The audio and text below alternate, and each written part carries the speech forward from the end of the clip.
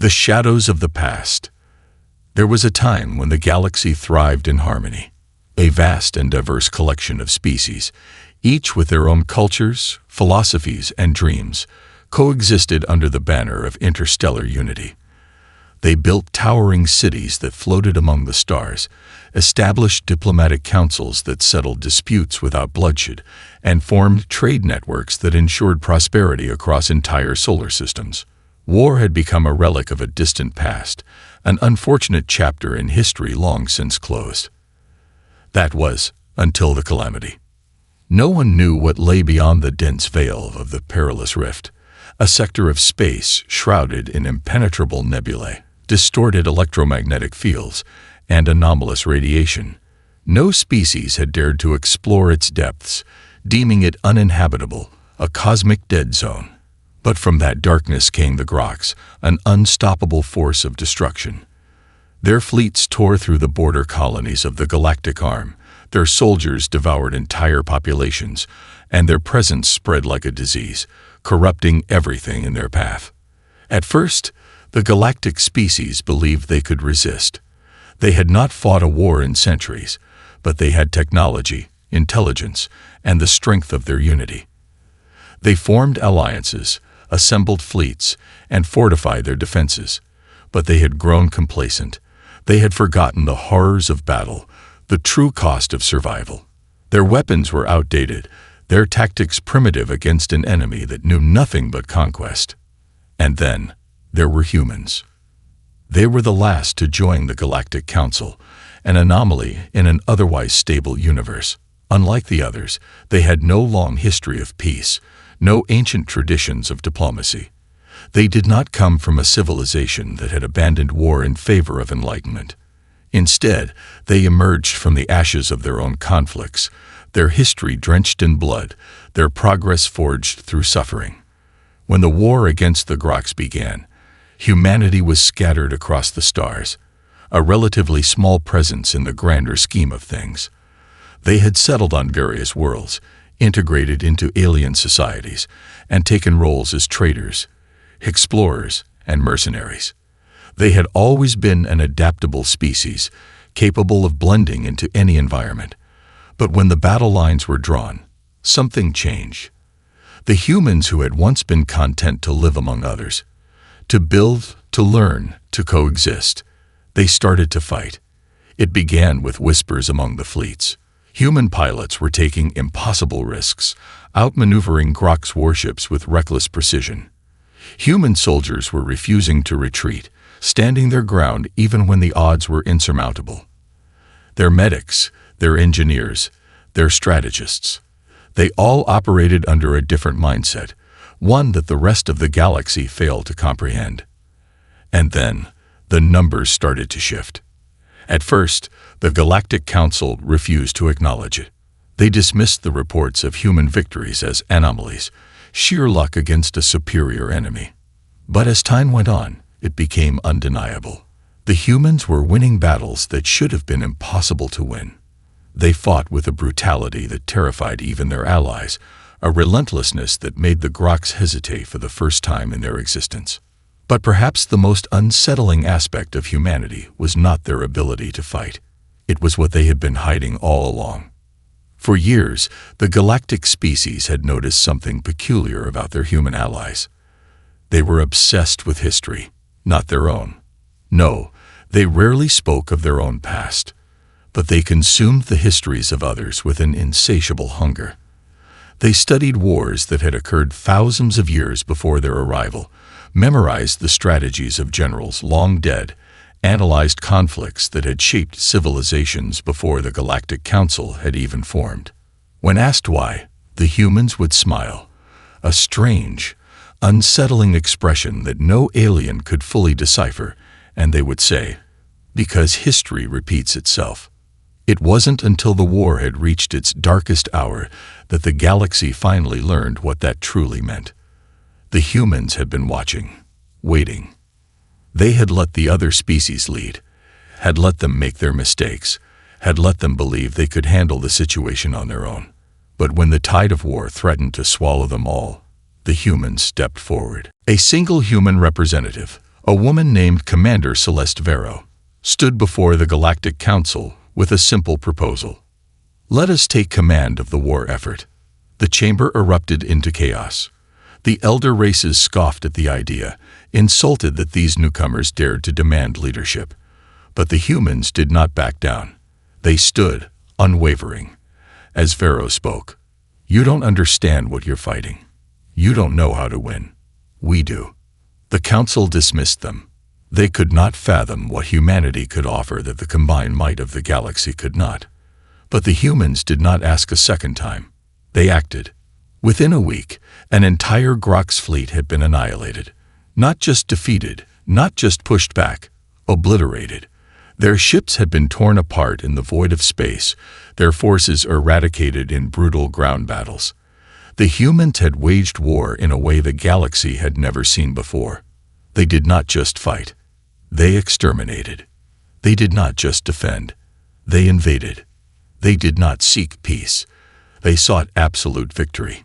And for the first time in recorded history, the Grox, the nightmare that had consumed half the galaxy, began to retreat. The other species watched in silence as humanity advanced, relentless, unstoppable. They had seen war before, but never like this. This was not a conflict of honor, of strategy, of balance. This was annihilation. And that was when the rest of the galaxy finally understood. The humans had never been at peace. They had merely been waiting for a war that only they knew was inevitable, waiting to unleash the horrors that lay dormant in their blood. And now, the galaxy would bear witness to the true nature of humanity. They had fought wars before, but never against an enemy like this. Never against us. The awakening of monsters. The Grox had never known fear. For centuries, they had expanded unchecked, consuming entire civilizations in their path, reducing vibrant worlds to lifeless husks. They were a force of nature, a cosmic plague that devoured all resistance with cold, calculated efficiency, until they met humanity. The first engagements between human fleets and Grox warships had been dismissed as statistical anomalies. The Grox, masters of strategic warfare, had never lost a major battle in their campaign. But against humans, the tide shifted drastically. Reports from the battlefield painted an eerie picture. Human ships, though fewer in number, moved with a terrifying precision. They did not fight like the other species of the Galactic Council. They fought as if the battlefield was their natural habitat, as if they had been bred for war. Grox warships relied on overwhelming force, superior numbers, and unrelenting aggression. Their strategy had never failed them. Until now. Humanity did not retreat. Humanity did not break. When a human ship was struck, it did not crumble in panic. It held formation. It returned fire. It adapted. And when a human fleet lost a battle, they learned. Fast. They studied the weaknesses of the Grox with an obsession that bordered on madness. Every defeat made them stronger. Every casualty made them more ruthless. And then came the turning point. It happened in a sector known as Orion's Graveyard, a massive nebula cluster where Grox forces had established one of their strongest footholds. The Galactic Council had attempted to reclaim it for over a decade, and failed every time. The Grox had fortified the sector with automated defense platforms, planetary siege units, and fleets so vast they blotted out the stars. The Council deemed it an impenetrable stronghold. Humanity saw it as an opportunity. The offensive was led by Admiral Jurek Thorn, a man whose name would be cursed in Grox history for generations. The Grox assumed the humans would attack like the others had. Directly, predictably, foolishly. But Thorn had no intention of playing by the rules of conventional warfare. The attack began with what seemed like a standard Council fleet maneuver. Slow, cautious, probing the defenses. The Grox, unimpressed, responded in kind, shifting their forces accordingly. Then, without warning, the human fleet disappeared. One moment, their ships filled the void. The next, they had vanished. The Grox command was baffled. There had been no hyperdrive signatures, no retreat signals. Nothing. It was as if the humans had been erased from existence. Confusion spread through Grox ranks. Sensors swept the nebula, searching for the missing fleet, but found only silence. And then, the nightmare began. The dead planets of Orion's graveyard came to life. The Grox had thought them barren, nothing more than shattered remnants of past wars. But beneath the surface, hidden within the ruins of forgotten civilizations, the humans had been waiting. For months, without detection, human forces had infiltrated the planets, constructing hidden fortifications, burrowing deep into the crust, waiting for the perfect moment. And now, they struck. From beneath the planetary surface, thousands of human war machines emerge. Automated railgun turrets unfolded like mechanical beasts. Silos opened, launching barrages of nuclear-tipped missiles directly into Grox formations. Grox command was overwhelmed, their systems unable to register the sheer scale of the ambush. But the worst was yet to come. The human fleet returned. They had never truly left.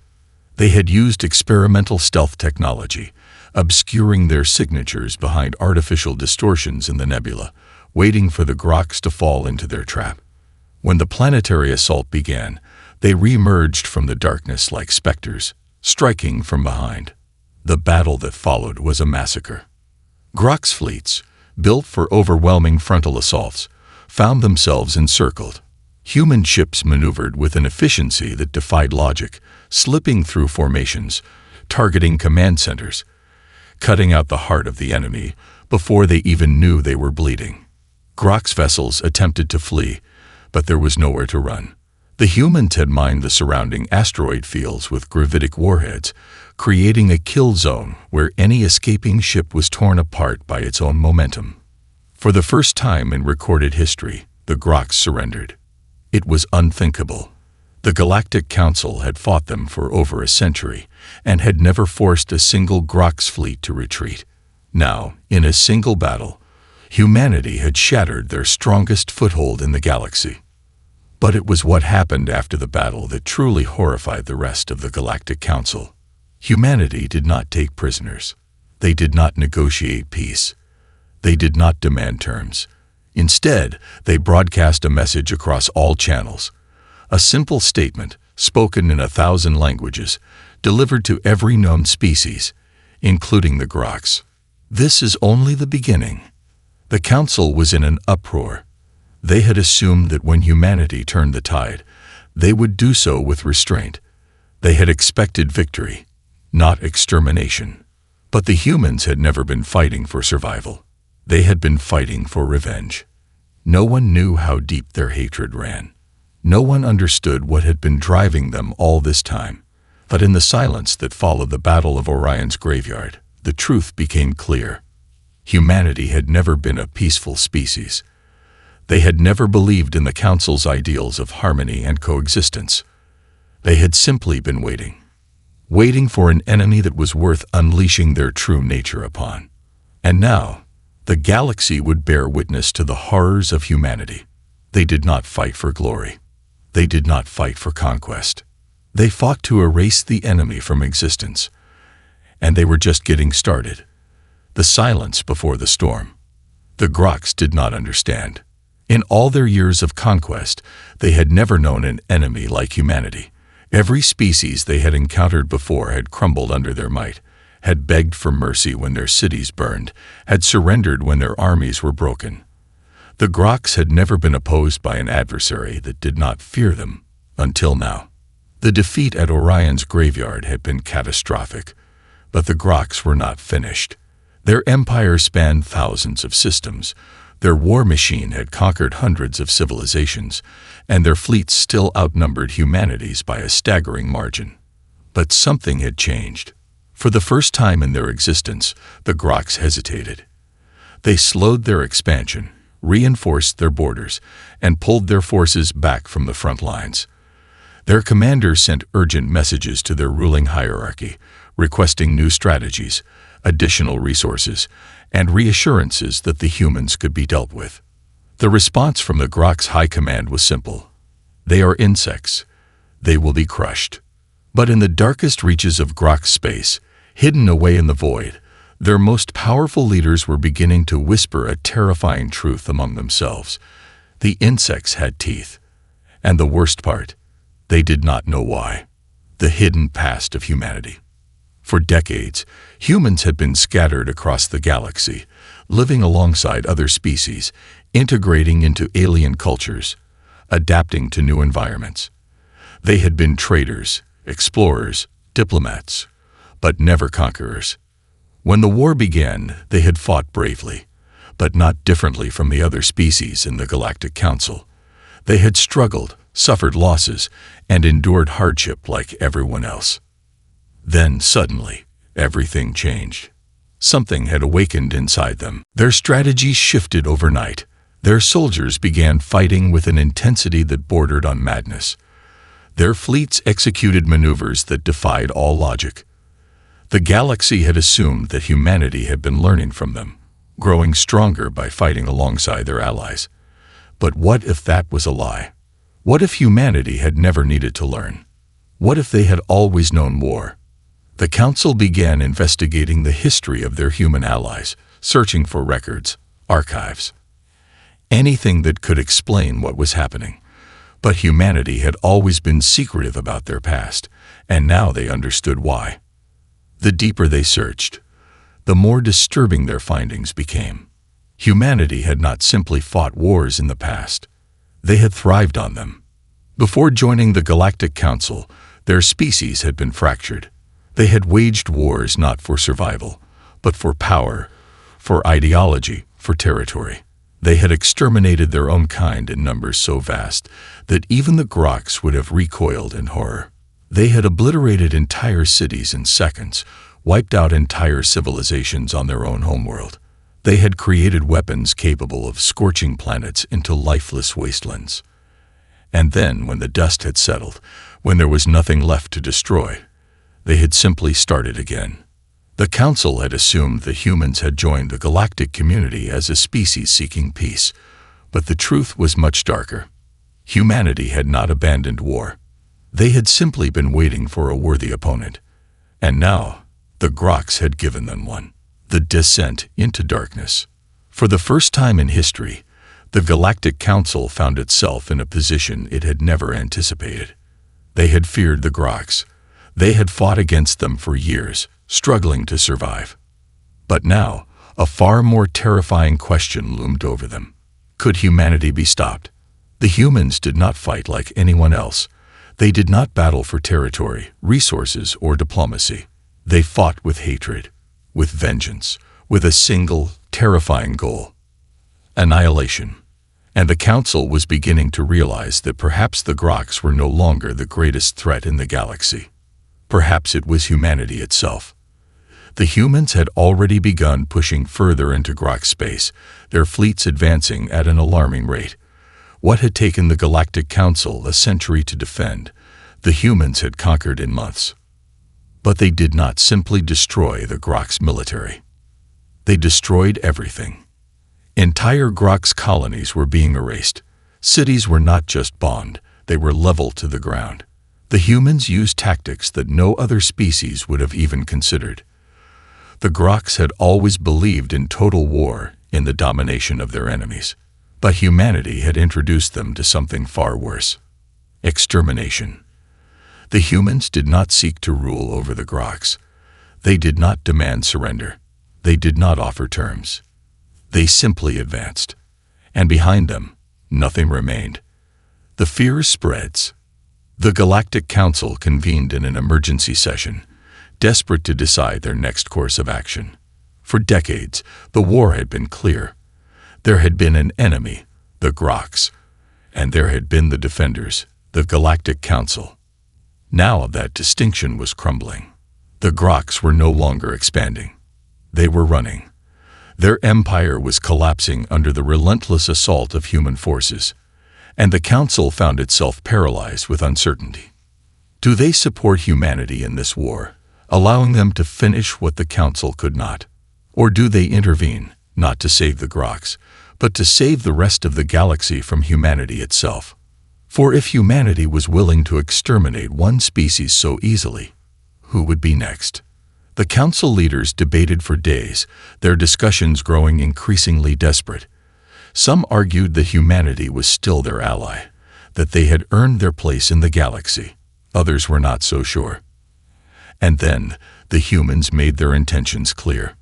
A message was sent from the office of Supreme Commander Celeste Vero, the highest-ranking leader in the human war effort. It was addressed not to the Grox, but to the Galactic Council itself.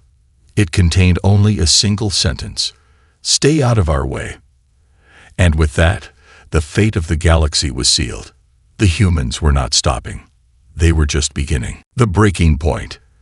The message from Supreme Commander Celeste Vero echoed across the halls of the Galactic Council, its meaning undeniable. Stay out of our way.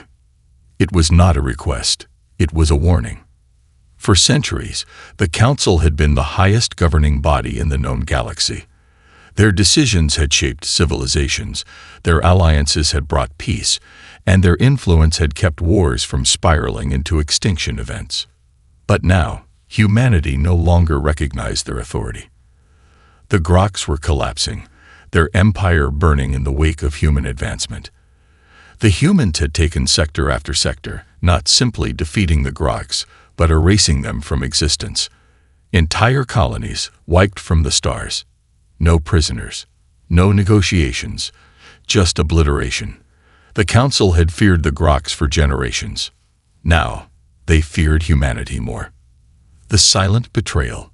The debate within the Council grew desperate. There were those who still clung to the idea that humanity was an ally, a force for good. But others saw what was coming. The Grox had once been unstoppable, feared by all. But they were losing. And not just losing, being hunted to extinction. What would happen when the Grox were gone? Would humanity stop? Or would they turn their weapons on the rest of the galaxy? The Council's highest members convened in secret. It was a gathering that was never meant to be known, a conversation that would never be written into the official records. And the decision they made that day would alter the course of history forever. They would not wait for humanity to turn on them. They would strike first. The grand deception. The plan was simple, yet horrifying. The Council would gather its most powerful fleets, its most advanced weaponry, and its greatest military minds.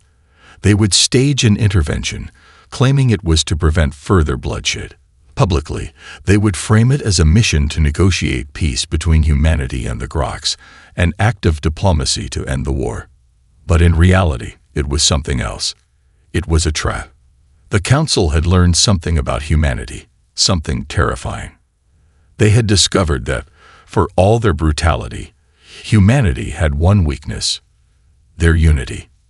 Unlike the Grox, who were bound by genetic programming and hierarchy, humanity functioned differently. They fought like a swarm, but that swarm was held together by leadership, by their ability to communicate and coordinate on an unprecedented scale. And that leadership had a face: Celeste Vero. If she fell, the Council believed, humanity's war machine would fracture, their strategies would weaken, their relentless advance would lose its direction. She was the key. And so, they lured her in. The Council sent a message to humanity, offering a ceasefire.